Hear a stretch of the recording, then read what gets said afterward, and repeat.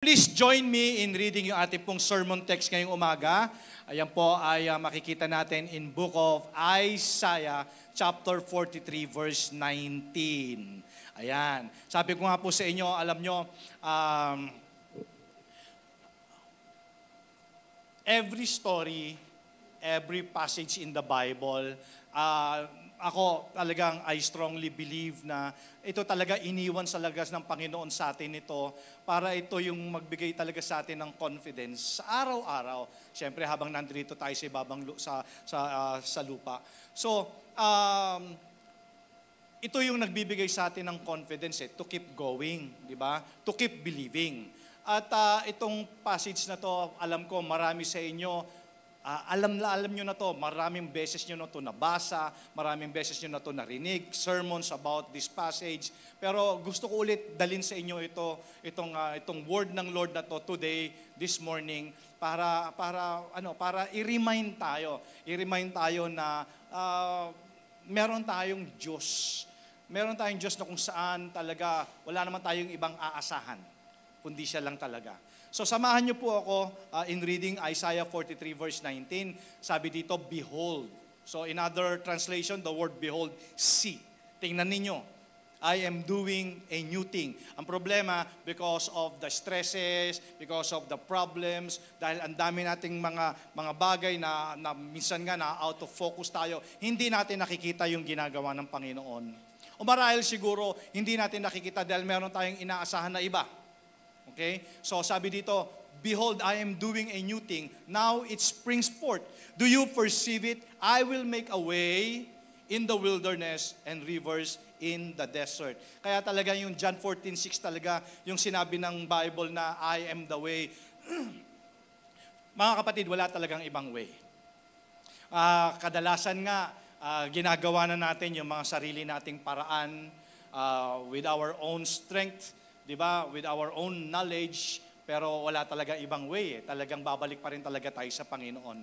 Okay? Kaya sabi niya, I will make a way in the wilderness and rivers in the desert. So, church, ito pong message kayong umaga, besides siyempre doon sa sermon title natin, parang reminder ito sa atin, how to overcome yung mga dead ends natin. Diba? So, sabi ko nga, kung ikaw yung tao na nakakaranas ng mga dead ends, well, hindi po kayo nag-iisa. Talagang lahat tayo. Sabi ko nga, talagang ganun sigurong buhay natin, no? Hanggat nandito tayo sa ibabaw ng lupa. Nung bata naman tayo, hindi naman natin pansin masyado to, no? Yung mga youth, tinawag, di ba, ni Pastora yung mga youth kanina, mga kabataan. Nung bata ka, hindi mo masyado pinapansin niya. Pero as you grow older, no, masyadong namamagnify, na ganito talaga yung buhay, no? Parang talagang battle talaga o araw-araw. Okay. So, yung binasa natin, mga kapatid, dito kasi pinakita yung the reality of impossible situations. Okay? Talagang mayroong mga sitwasyon, dumadating tayo doon sa pagkakataon na ang tingin natin imposible. Wala nang paraan. There's no other way.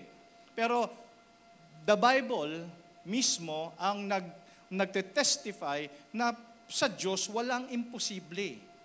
Amen? Confident po ba kayo na ganon? Na sa Diyos walang imposible. Now, gusto ko imagine nyo yung sarili ninyo. Okay. Taas nga yung kamay kung meron dito ngayong umaga, yung minsan ay na-experience mo yung na-stuck ka sa isang sitwasyon. Napakiramdam mo, there's no way out of your situation. Meron ba? Meron? O yung may 3. Yung iba? Well, ayun, 4 na, 5. So, church, imaginein mo yung sarili mo, nakaupo ka sa isang tabi, nag-iisip ka. Yan. Tapos, napabugtong bugtong hininga ka. Okay? At bigla ka na lang napaiyak. Na-experience yun na yung ganon. Alam niyo po, life is filled with moments when we feel trapped. May mga sitwasyon, may mga pagkakataon, may mga panahon na ang pakiramdam mo ay wala ka ng pag-asa. Trap ka na, hindi ka na makakalaya doon sa kalagayan na yon, sa sitwasyon na yon, ang tawag doon, dead end. Di ba?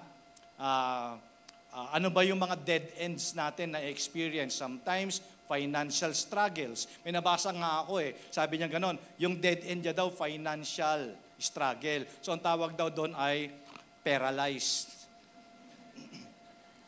Meron ba dito na paralyzed? Ako, marami sa atin paralyzed, no? Talagang di ka na makakilos, di ka na makagalaw. Okay? Meron naman dito ang dead end niya, broken relationships, di ba? Talagang ang tagal na panahon na hindi siya makalaya doon sa ganong kalagayan kasi nga hindi siya makamove on. Di ba? Yung iba naman, health crisis or overwhelming stress. Napansin nyo, iba-iba lang ng pinagdadaanan pero ang bottom line, ganun din, lahat tayo talaga, meron tayong mga pinagdadaanan. Amen? So, in those moments, it's easy to believe that there's no way out. Diba? But there's a good God who specializes in making a way when there seems to be no way. Yun ang kagandahan doon. Yung nagbibigay sa atin ng confidence na kahit na nga yung nakikita natin ay parang wala ng pag-asa, there's no way out, pero nandyan ang Holy Spirit to remind us that we have a good God, our Father in heaven, who specializes making a way. Amen. So excited ka ba marinig tong message na to? Kasi maaring tayo yung nandun sa ganong situation, struggle tayo. Na parang hirap at parang hindi na ata ako makalaya dito sa kalagayan na to. It could be financial struggle, broken relationships, health crisis, or overwhelming stress. So hindi ko alam kung ano pong pinagdadaanan ninyo. Pero meron akong good news sa inyo. Ang good news ko sa inyo is meron tayong Father. Meron tayong Diyos. Diba? Na wala siyang ibang best interest at heart kundi ikaw. Amen? Dapat church, yun kasi yung every time na naalala mo yun, nabuboost tayo Diba? Yung confidence natin in God, talagang bumabangon tayo. Okay. So, we've all faced moments where doors are closed. Yun, di ba? Metaphor lang po ito, pero nakakagranas tayo ng talagang wala na, sarado na yung pintuan. Diba? Napagsarahan na. Okay, yung resources mo, run dry. Pag tinignan mo yung bank account mo, talagang naghihingalo na. Nakaranas na kayo ng gano'n? Paralyzed talaga yon. And yung hope mo feels distant. Parang wala na, parang ang layo na talaga. Hindi ko alam kung ano nang gagawin ko. Dumating na sa point na yung sinabi mo, Lord, hindi ko na talaga alam kung anong gagawin ko. But the Bible is filled with stories where God made a way when no way existed. Pag binasa mo ang Bible mo, talagang, ang galing talaga ng Lord He is able. Di ba? He is able talagang yung mga imposible sa atin, sa Kanya, posible. So today, we're going to see how God does the impossible and how we can trust in our own wilderness, or trust God in our own wilderness moments. Kasi talagang, meron talagang mga wilderness moments, 'di ba? Dry, 'di ba?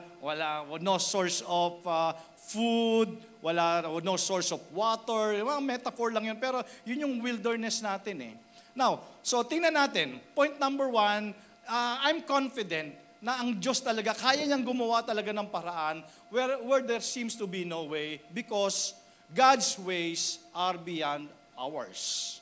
Diba? Kasi yung human logic, sinasabi niyan diba? Sinasabi sa paligid natin, sinasabi na, well, kung wala na talagang paraan, wala na talaga. Pero iba talaga yung paraan ng Diyos Kaya sabi ng Isaiah 55 verse 8 and 9, my thoughts are not your thoughts, neither are your ways my ways.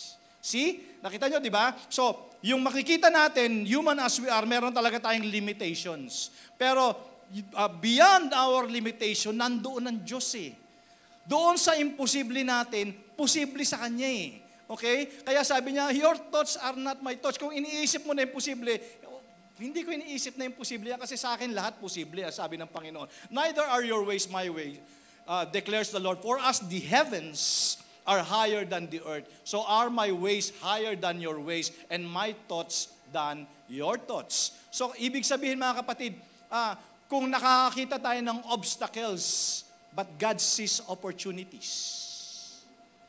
Every time, kanina ang ganda nung yung song natin, even yung devotion namin kaninang umaga, di ba? Na yung grace ng Lord is sufficient in our weaknesses. Ibig sabihin, sa mga panahon na kahinaan natin, doon na ma-magnify yung power ng Panginoon. Kasi yung mga panahon na ipapakita sa iyo ng Panginoon, kita mo, anak, di ba, hindi mo kaya, huwag kang bida-bida. Di ba? Hindi mo kaya. Ngayon ipapakita ko sa iyo na kaya ko. Di ba? Amen ba yon? May mga karanasan ba kayo na ganon? Na ipinakita ng Panginoon, yan hanggang dyan ka na lang. Hindi mo kaya, di ba? Kasi kung kaya mo, sana nagawa mo ng solusyon. Amen? So, we see obstacles, but God sees opportunities. Opportunities of what? Para exercise niya yung power niya. Para mag-glorify ka. So, we see dead ends, but God sees detours leading to His purpose. Wala namang ibang purpose ang Panginoon kundi mag-grow tayo spiritually. Di ba? Yun naman talaga yung yun yung gusto niya, makita niya at yung glory niya talaga is ma-magnify. Okay, so bigyan natin ng illustration yung dead end. Okay, familiar kayo with the story of Moses doon sa Exodus chapter 14 at the Red Sea. Alam niyo yon, bata pa tayo, napapanood na natin yon, di ba? Yung naglalakbay sila po ay nag-exodus from Egypt going to the promised land. Nga lang na-trap sila ng bundok. Sa harapan nila nandun yung Red Sea. At nandito sa likod, dinahabol sila ng mga army ni Pharaoh. Hindi nga ba dead end? Di ba? Talagang parang patay na tayo. Paano na to? Wala nang ibang paraan. Nasa gilid natin mga bundok, nasa harap natin ay Red Sea, na sinahabol tayo ng mga army ni Pharaoh. Yet, God opened a path through the Red Sea. Di ba? So, church, in Exodus chapter 14 verse 13, ito yung sinasabi ko obstacle yung nakikita natin, but God sees an opportunity. Sabi ng Exodus 14:13, stand still and see the salvation of the Lord. Diba? So, may mga panahon, mga kapatid, na dead end obstacle nasa harapan natin. And all you need to do is just to trust God. Amen? Sabi ni Moses, stand still ka lang. Kumbaga parang, okay, relax lang kayo. Ipapakita ng Panginoon kung anong kaya niyang gawin sa iyo. Naniniwala ba kayo na may kayang gawin ng Panginoon sa atin? That He is a miracle worker. Amen? So, pansinin ninyo, dito sa story nito, sa Exodus, hindi naman tinanggal na Panginoon yung problema Problema pong malaki yun. Hinahabol sila ng mga army ni Pharaoh. Tapos merong obstacle sa harapan nila. Napansin ninyo, hindi naman tinanggal ng Lord yung problema. Pero ginawa ng Lord, pinart niya yung dagat, pinadaan yung mga Israelites doon. So, ang question ngayong umaga, first question is, what Red Sea are you facing today? Meron ba kayong mga obstacles na piniface today? Wala na. Dead end na. Na-experience yun ng gano'n, yung drive ka ng drive, pagdating mo sa dulo, dead end. Meron ba kayong mga Red Sea today? Amen? Hello? God may not remove it, but He'll take you through it. Yun sinasabi natin Papansin nyo ba, may mga problema, may mga pagsubok, parang hindi naman niya tinatanggal yun, pero tinutulungan niya tayong malampasan yun. Amen? So, yun yung nagbibigay sa atin ng confidence, mga kapatid, na alam natin na ang ways ng Lord are not our ways, and His thoughts are not our thoughts. Iba ang kaisipan ng Diyos sa kaisipan natin. Iba ang mga pamamaraan niya sa paraan natin. Kaya ang kailangan lang talaga natin magtiwala. Okay, so number 2 is, trust His timing, not your circumstances. Kadalasan, nangyayari kasi sa atin mga kapatid, pag meron tayong mga dead ends, Nakafocus na lang tayo sa problema eh. Diba? Hindi na tayo tumitingin sa solusyon. Ang sabi ng Book of Hebrews, chapter 12, verse 2, looking unto Jesus, the author and the finisher of our faith. In other translation, sabi dito is, focus your eyes only to Jesus. Ang problema kasi, kaya hindi tayo makalaya, kaya nandun lang tayo sa obstacle, sa dead end, kasi nakafocus lang tayo doon sa problema. Hindi tayo nakafocus sa kayang gawin ng Diyos. Ito yung gusto kong makita natin, mga kapatid, bilang mga anak ng Diyos. Sometimes, when things seems delayed, meron kayong mga prayers. Di ba? Para saan pa yung kinanta natin kanina? Di ba? We sought the Lord. He heard. He answers. Pero totoo naman, lahat tayo may karanasan na ganun eh. Di ba? Pero minsan, may mga prayers din talaga na delayed. Pero ako, based on my experience, yung mga delayed answers ng prayers ko, alam ko, God is working behind the scenes. God is working behind the scenes. Kasi maaari siguro yung hinihingi natin, hindi yun yung best para sa atin. Kasi alam ng Lord kung ano yung best para sa iyo. Diba? So, yung mga kapatid, yung delays, minsan promotion pa nga yan eh. Alam nyo ba yon? Yung story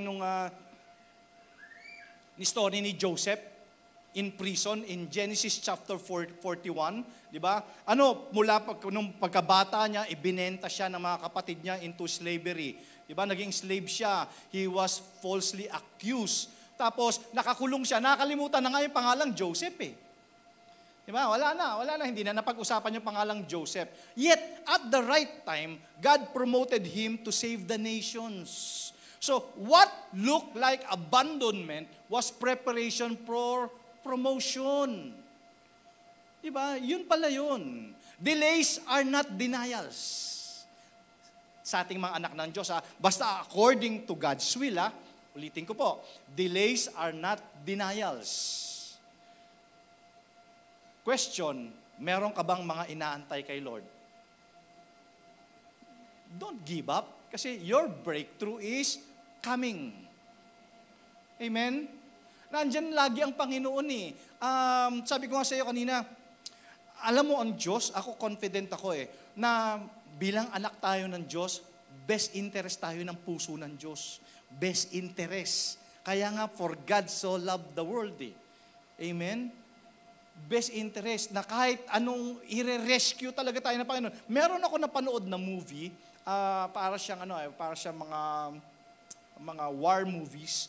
Alam mo, especially sa ibang mga countries, mga powerful countries, especially sa mga military, kahit nag-iisa ka. Kunyari, natrap ka sa isang bansa na nandun yung gera, kahit nag-iisa ka, ipadadala ng bansa mo, yung buong puwersa nila, i-rescue ka lang. Na-imagine nyo? Ganun ang Panginoon. Di ba? You are never alone. And you were never alone. Talagang best interest tayo sa heart ng Panginoon. Kaya mga kapatid, mag-trust tayo sa timing ng Panginoon. Huwag sa circumstances natin kasi lagi tayo nakatingin sa problema eh. Tingnan natin kung ano yung kayang gawin ng Panginoon. Mag-focus tayo kay Jesus, the author and the finisher of our faith. Amen? So, point number 3 is, syempre, confident ako, especially in sharing this message to this congregation. I'm confident that God can make a way because He is able where there seems to be no way because faith over fear. In 2 Timothy chapter 1:7 says, for God gave us spirit not of fear, diba? But of power and love and self-control. So ibig sabihin, kung meron ka nararamdaman na fear, hindi po yan spirit, hindi po galing sa Diyos yan. Amen? Kasi ang nanggaling sa Diyos ay spirit of faith. Okay, so itong 2 Timothy chapter 1:7, this verse speak to the idea of faith, conquering fear. Yun eh. Church, na pag meron kang pananampalataya, na-overcome yung mga fear. Diba? Kahit sumisigaw yung fear na wala na, may nanalo na. Diba? Ganyan minsan ang fear ang takot. Diba? It shouts, it's over. Pero ito yung faith nagwi-whisper sa atin, no, hindi pa tapos si Lord. Diba? God's not finished yet.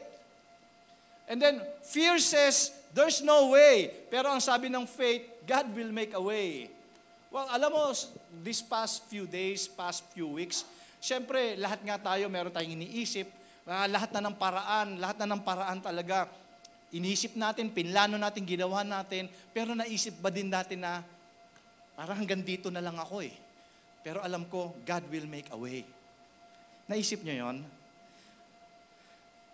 Sa araw-araw, alalahanin mo, God will make a way. Gagawa talaga ang Diyos ng paraan. Magtiwala ka lang. Kaya kasi hindi nga kasi spirit of fear yung nasa atin, yung ibinigay sa atin, but power of love and self-control and faith, of course. So, I'll give you another very good illustration. You remember si David. David was just a young boy, di ba, nung hinarap niya si Goliath. Basahin nyo na lang po sa bahay ninyo, the story of David sa 1 Samuel chapter 17. Pero, church, let me remind you na ang story ni David, na story nung na-defeat niya si Goliath, ang tunay na champion po dito si Lord. Amen. Kasi minsan, nasa isip na natin, ang champion si David. No. Okay? Si Lord po talaga ang tunay na champion dito. Well, ganyan talaga ang buhay natin eh. Nakikita natin dead end. But God sees an opportunity para sa ating lahat to show His power and favor. I love this passage in 2 Chronicles chapter 16 verse 9. When I was just a young pastor, ito, lagi itong nasa notebook ko talaga itong passage na to eh.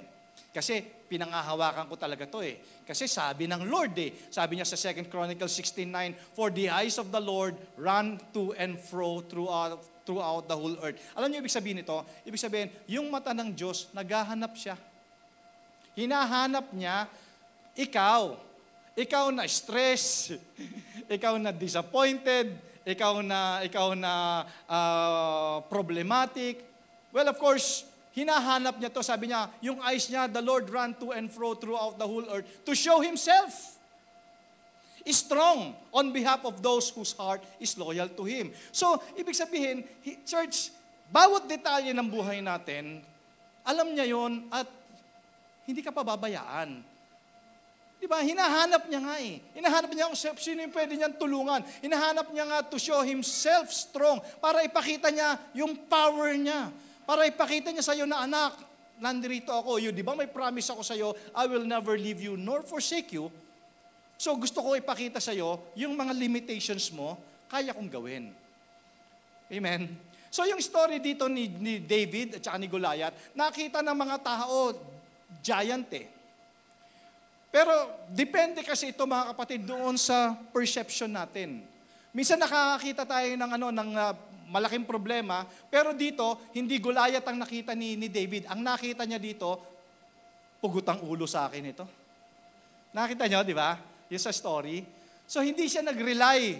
Pag binasa mo din yung chapter 17, hindi rin siya nag-rely doon sa armor. Nag-rely siya sa Diyos. Tingnan niyo, basahin niyo to ha.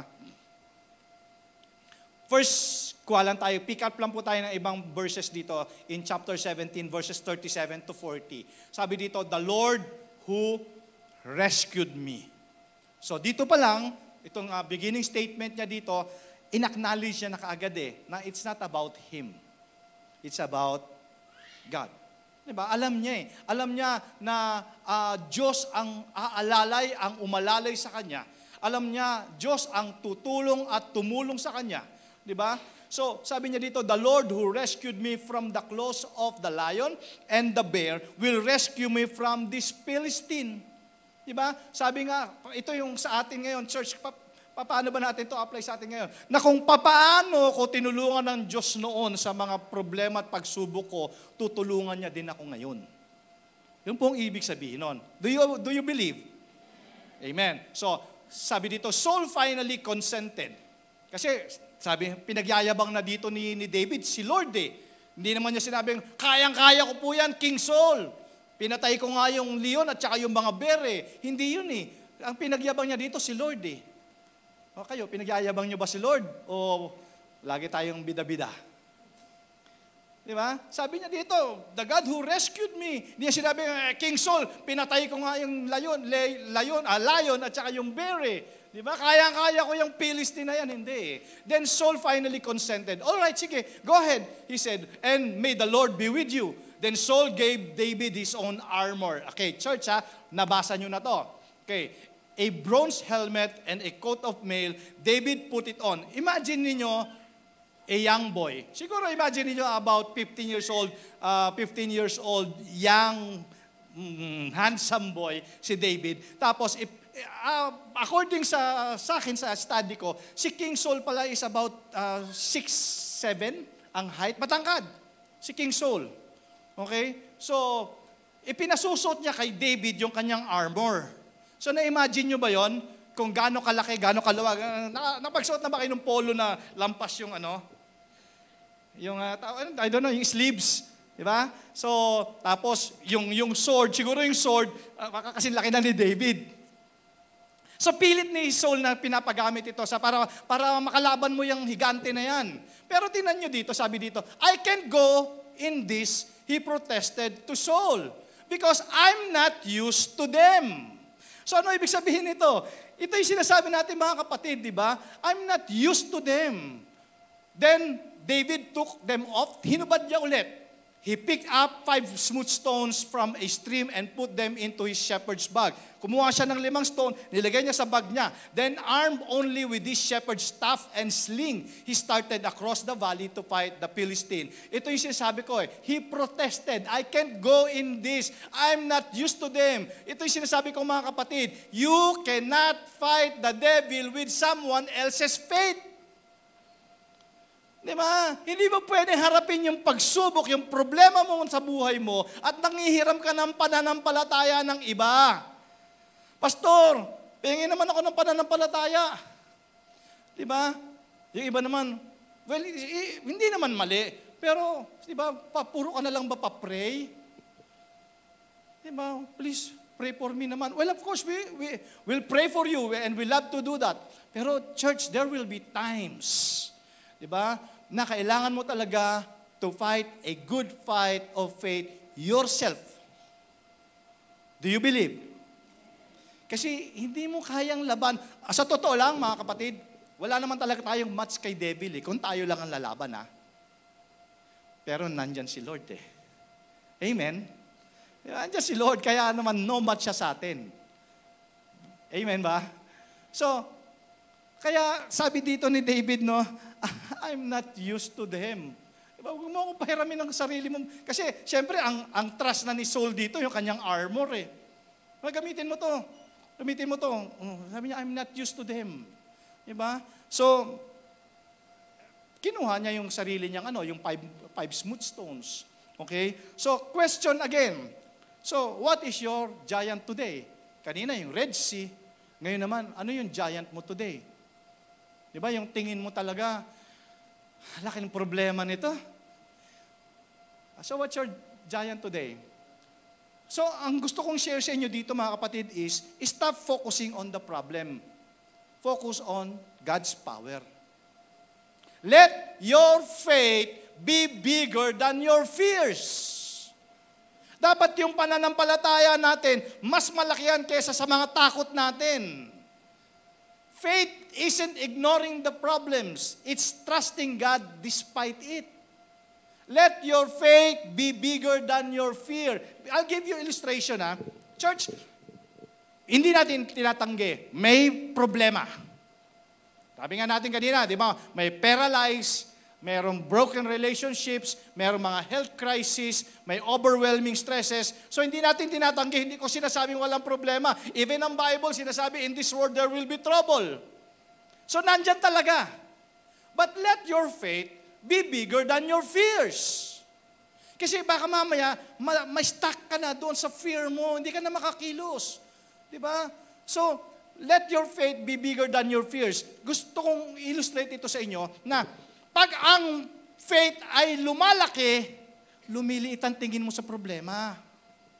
Pero pag yung faith ay lumiliit, lumalaki ang problema. Amen? Tama, di ba? Kaya ka pala takot. Church, Isa pala sa mga indication na ang faith mo ay maliit pag ikaw ay takot. Hello? Kasi pag malaki ang faith, liliit ang problema. Pero pagka maliit ang faith, lalaki ang problema. Sa tingin mo. Amen, ha? So let your faith be bigger than your fear.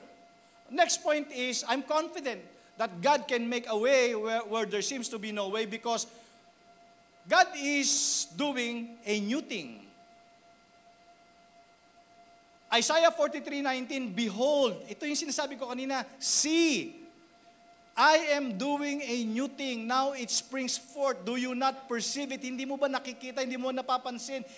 I will make a way in the wilderness and rivers in the desert. Mapapansin nyo mga kapatid, itong promise na to ng Lord, hope ito sa atin eh. Diba? Ibig sabihin nito, God doesn't just recycle old solutions. He creates new ones. He creates new ones. I'll give you a story in the Bible. Remember si Hagar? Nung lumaya siya doon sa puder ni Abraham, si Hagar, Okay, sabi dito sa Genesis 21:19, then God opened her eyes. Please take note of this phrase.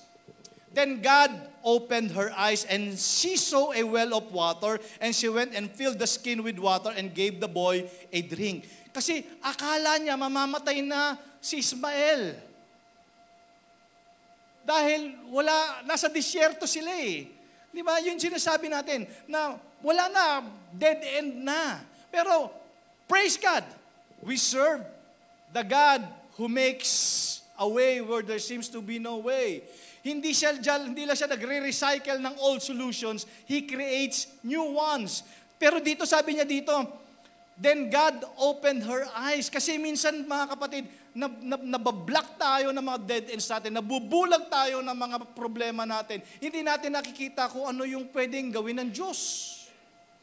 Diba? Dito sabi dito, then God opened her eyes and she saw a well of water. Nakakita siya ngayon sa gitna ng disyerto, nakakita siya ng well. And she went and filled the skin with water and gave to the boy. Dumating na po ba sa point ng life ninyo yung dead end na, yung alam mo, walang-wala na. Pero biglang nag-provide si Lord? Amen? Kung meron po dito, pwede ba palakpakan natin ng Lord? Walang-wala na. Wala lang ang solusyon eh.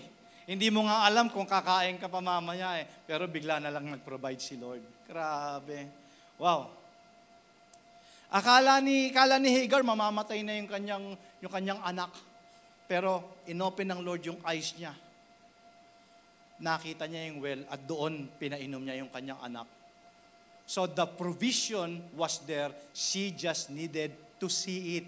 Kaya pala sabi dito sa passage kanina binasa natin, behold, ano ka ba? Hindi mo ba nakikita? Di ba? May ginagawa ang Diyos. Sabi mo nga sa katabi mo, may ginagawa ang Diyos sa'yo. Amen. May ginagawa ang Diyos. Naniniwala ba kayo na pag may ginagawa ang Diyos sa'yo, merong magandang pwedeng mangyari sa'yo? Amen. Yung talagang walang-wala na. Pero, Lord, my trust is in you. Tiwala ko, hindi mo ako pababayaan. And then God will create new things. Now, mga kapatid, think about this. Baka naman yung kasagutan ay nasa harapan mo na. Masyado ka lang stress kaya hindi mo nakikita.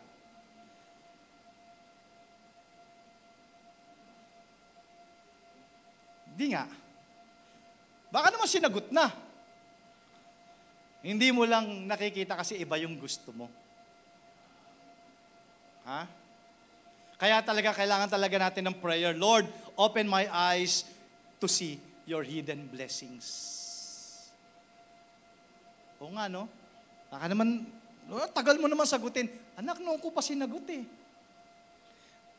Ayaw mo lang tingnan kasi hindi yan ang gusto mo. And finally, hold on to His promises. Ito yung magbibigay sa atin ng healing, mga kapatid.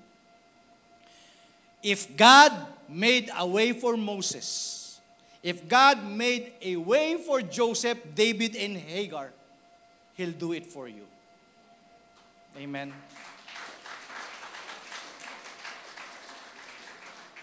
So, stop panicking. Ako, church, mas madali sabihin kaysa gawin. I sometimes also panic. Pero, pag ni-remind ako ng Holy Spirit na, be still. Be still. Know that I am your God. Di kita pababayaan. Grabe, Lord, wala na akong alam na paraan. Be still, because God will make a way. Alam mo ba, kagabi, bago ako matulog, paulit-ulit hanggang sa nakatulog na lang ako. Sabi ng Lord, God will make a way. God will make a way. God will, sabi nga po sa katabi mo, God will make a way. God will make a way. Yeah, He'll make a way. He'll make a way. Hindi siya sinungaling. He's faithful. Amen. Amen. He'll make a way. Hindi ka pababayaan. So, stop panicking. Stop panicking. So, ang closing thought ko today is, kung hindi mo maramdaman yung pagkilos ng Diyos, trust His heart. Tiwala ka. Kasi alam natin, ikaw at ako ang best interest niya talaga sa puso niya. He will make a way.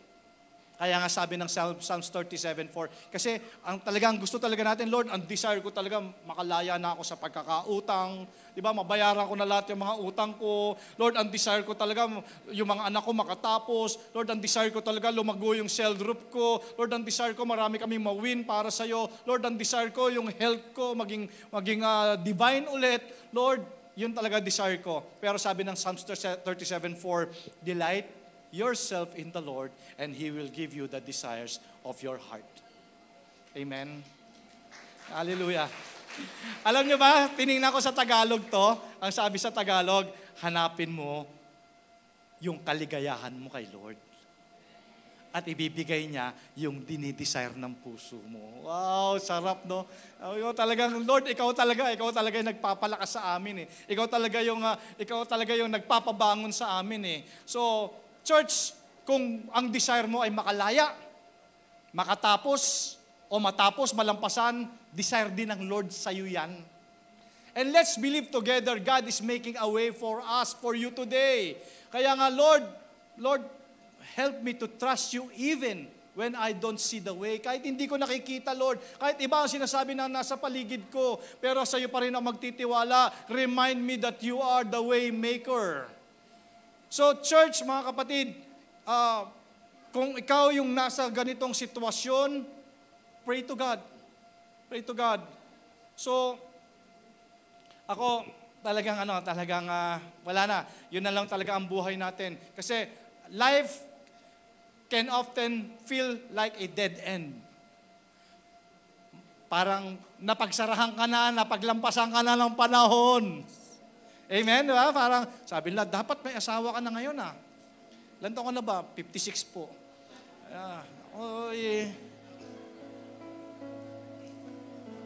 Fasting ka kaya? Di ba? Parang ang dead end na yung life natin. Mga impossible situations, overwhelming odds. But remember, church, always remember, our God, the God whom we serve, specializes in making a way where there seems to be no way. Amen? Hinati niya nga yung Red Sea para sa mga Israelites. He provided manna in the wilderness. Saan ka nakakita ng ganun? Wala sila makain, nandun sila sa wilderness. Nag-provide siya ng pagkain galing sa langit, umulan ng pagkain. Wow! Sabi ko, Lord, siguro sa panahon namin ngayon, ang sarap siguro makita, umuulan ng Chicken Joy. Diba? Umuulan ng burger. Oh, grabe. Wow. Diba? Kasi panahon natin ngayon. Diba? Now, He shut the mouths of the lions and He raised Lazarus from the dead when all hope was gone. Kaya mga kapatid, kung ginawa ito ng Diyos sa kanila, kaya din itong gawin ng Diyos sa iyo. Your situation is not too hard for God. Your mountain is not too high. Your storm is not too strong. Where you see impossibilities, God sees opportunities. Hold on to faith. Kapit lang. Kapit lang. Wala ka lang mga ibang pupuntahan eh. Keep praying, keep trusting. The same God who made the way before is working behind the scenes for you right now. Kung si Jonah nga, nakalabas doon sa bibig ng malaking isda. Kung si Lazarus nga nakalabas mula doon sa libingan. Kung si Daniel nga nakalabas mula doon sa yungib ng mga leon. Ikaw rin, church, baka lalabas ka rin sa iyong mga problema. Diba? Pagtiwala ka lang sa Panginoon. Kaya ang sabi niya, behold, I'm doing a new thing. Now it springs forth. Do you not perceive it? I will make a way in the wilderness and rivers in the desert. Your breakthrough is coming. Sabi mo sa katabi mo, your breakthrough is coming. I declare by faith, your breakthrough is coming. Your miracle is on the way. God is faithful. He won't fail you. He won't fail you now. Amen ba yun? Amen? Grabe. Sabi ko nga, Lord, kung si Jonah nga, di ba, niluwa ng malaking isda, nakalaya. Si Lazarus nga nabuhay pagkalipas ng 4 na araw pa, lumabas sa libingan. Si Daniel, yung mga kaibigan niya, at siya nandoon, nakipaglaro sa mga leon, nakalabas doon. Ako pa kaya? Di ba? Wow. Sabi mo, isa pa, church, ito, gusto. Sabi mo sa katabi mo, ako pa kaya? Amen. Kaya din akong palayain ng Diyos sa mga pagsubok at problema ko. Amen. Kailangan magtiwala lang po tayo sa Panginoon. Amen. May natutunan po ba tayo today? Alam niyo, sa piling ng Panginoon, we are all safe. We're safe sa piling ng Panginoon. Kaya, mga kapatid, alam ko, it's easier to say than done. Hindi ko po alam kung anong pinagdadaanan at pagsubok nyo ngayon. Pero, mga kapatid, kagaya din po, purihin ng Panginoon. Kagaya rin ang lagi niyang sinasabi sa akin, anak, be still. I will make a way. I will make a way. Hallelujah. I will make a way. Yung alam mo, yung tingin mong imposible, sa akin, walang mahirap, lahat posible. I will make a way. Just trust me.